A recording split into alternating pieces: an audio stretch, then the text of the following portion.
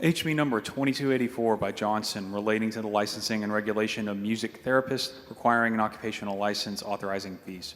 Chair goes Ms. Johnson. Thank you, Mr. Speaker and members. First off, I'd like to thank the joint authors on the bill, Dr. Lalani and Representative Schaffner, who heard this out of public health. There is a legitimate accreditation for somebody in music therapy, and music therapy is something that can be used as a tool in recovery for mental health or traumatic brain injury or other conditions. You may have seen where people are shot and they go through the recovery, or they have a stroke and they actually get a qualified music therapist to work with them. To get a degree, it's 1,200 hours of professional training. There is a national certification, and there are schools here like Sam Houston State University and University of Houston, West Texas A&M, and Texas Women's University who actually provide the training for this degree.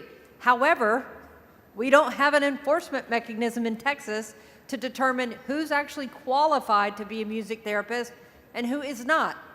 And so what you can have is people that suggest that they're a music therapist and play the guitar or something else or put something on the radio, and that is not a medically qualified music therapist.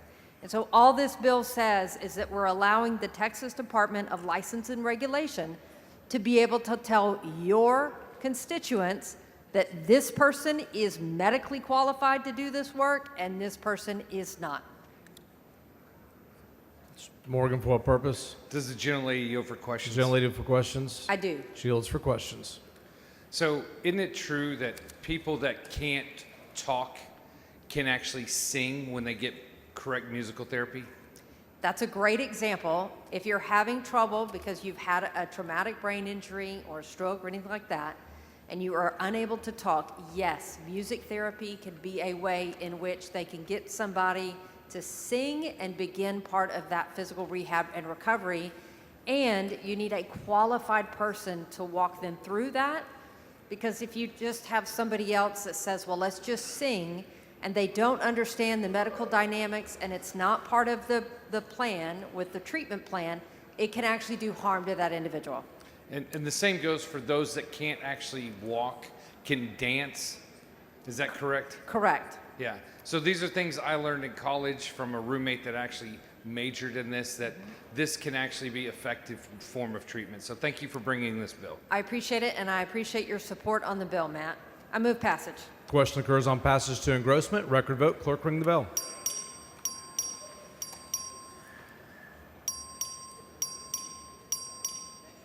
Have all members voted? Mr. Alders voting no. 96 ayes and 46 nay. House Bill 2284 is passed to engrossment.